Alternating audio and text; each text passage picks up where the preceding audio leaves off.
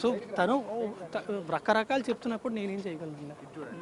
అంటే ఇప్పుడు నిజం సంబంధం లేనప్పుడు మీ ఫ్లాట్లో తనని ఇన్ని సంవత్సరాల పాటు ఏమండి రెప్యుటేషన్ ఎక్కడ పాడవుతుంది, ఎందుకు రచ్చలు, ఎందుకు మనకి ప్రశాంతంగా ఉందాం అని మాత్రం భయపడి లేదండి.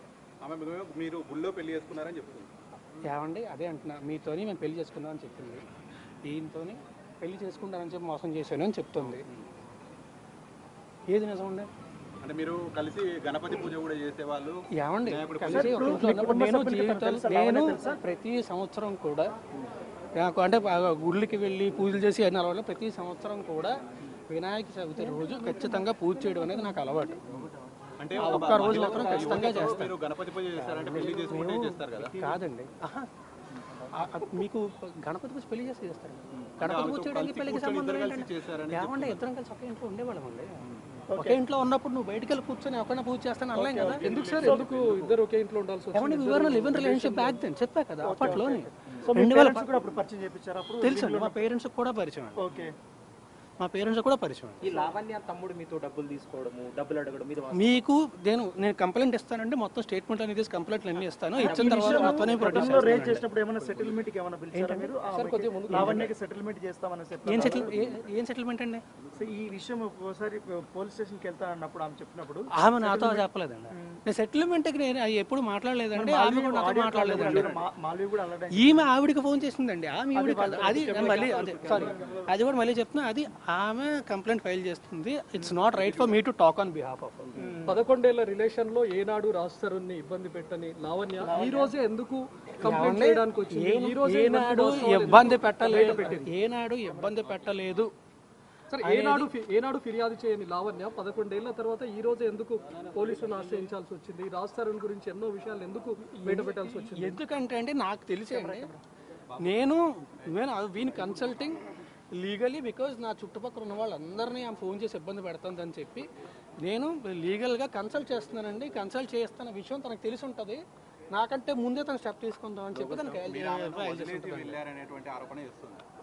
ఏమండి స్టార్ట్ అయితేనే ఇవన్నీ జరిగాయని తన వర్షన్. ఆమె ఏదన్నా చెప్తుంది, ఏమన్నా చెప్తుంది. సార్ చివరిగా మీరు ఎప్పుడు కలిసారు సార్ లావణ్య? ఏళ్ళు కాదండి, మంత్స్ అయిందండి. అప్పటి వరకు మీరు రిలేషన్ ఆమె మస్తాన్ సాయి అబ్బాయితో రిలేషన్షిప్ లో ఉందండి ఇప్పటికీ. నాకు హానెస్ట్గా చెప్తున్నాను, నాకు ఎగ్జాక్ట్ గుర్తులేదు, సంవత్సరంన్నర. మీకు చూపించారు. మీరు ఎంతకాలం ఉన్నారు? మీరు ఎంతకాలం లావణ్యతో సినిమా హీరో కాకముందు ఆమె మీకు హెల్ప్ చేశారు ఫైనాన్షియల్ గా? ఫైనాన్షియల్ గా కాదండి, వాళ్ళ ఫ్రెండ్ ఇంట్లో ఉండనిచ్చింది. మీరు ఫేమస్ అయిపోగానే ఆమెను వదిలేసి లేదండి, అది దానికి మధ్యలోనే 14 ఏళ్ళు అయింది. నేను చెప్తున్నా కదా, నేను కంప్లైంట్ ఫైల్ చేసి మొత్తం నా స్టేట్మెంట్స్ అన్ని సబ్మిట్ చేస్తా, ప్రాపర్గా కంప్లైంట్ ఫైల్ చేసి నేను కంప్లైంట్ ఏం ఫైల్ చేశాను అది కూడా మీడియా దగ్గరికి వచ్చి అందరికీ చెప్తాను. మీరు ఇప్పుడు ఒక సినిమాకి దాదాపు 2 కోట్ల పైగా తీసుకునే రెమ్యునరేషన్ వరకు నేను సినిమాకి 2 కోట్లు తీసుకుంటే చాలా బాగుంటుంది. కాదు నేను సినిమాకి 2 కోట్లు తీసుకుంటే నిజంగా చాలా బాగుంటుంది. నేను ఇప్పుడు వదిలేదండి, ఆవిడ డ్రగ్స్ ఇవన్నీ అలవాటు పడినప్పుడు నేను అప్పుడే మాకు అసలు ఏమీ లేదండి. గత 7 ఏళ్ల నుంచి కూడా. ఆ తర్వాత ఆవిడ మస్తాన్ అబ్బాయితో రిలేషన్షిప్లో ఉందండి. నేను అప్పుడు ఏంటంటే ఆవిడ సంగతి నాకు తెలుసు.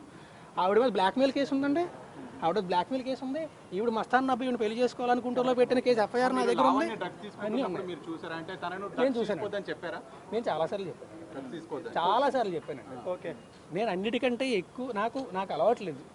నేను మామూలుగా ఏంటంటే ఎక్కడైనా చూస్తే ఫస్ట్ ఏంటంటే భయపడి వెళ్ళిపోతుంది. ఇప్పుడు వాళ్ళు ఇంట్లో లేకపోతే ఎక్కడ నేను ఉన్న దగ్గర చుట్టూ చేస్తున్నప్పుడు వాళ్ళని నేను ఆపలేను కూడా. నేను చాలాసార్లు చెప్పాలి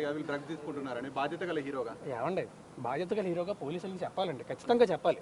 కానీ పోలీసులకి చెప్తే మళ్ళీ నా రెప్యుటేషన్ ఎక్కడ దెబ్బతింటది, వీళ్ళు ఏం రచ్చ చేస్తారు, నేను అది ఒక్కటే భయపడ్డాను. సార్ ఇన్ని రోజుల్లో లావణ్య ఎప్పుడైనా అంటే మీడియాకి వెళ్తానని లేకుంటే చాలా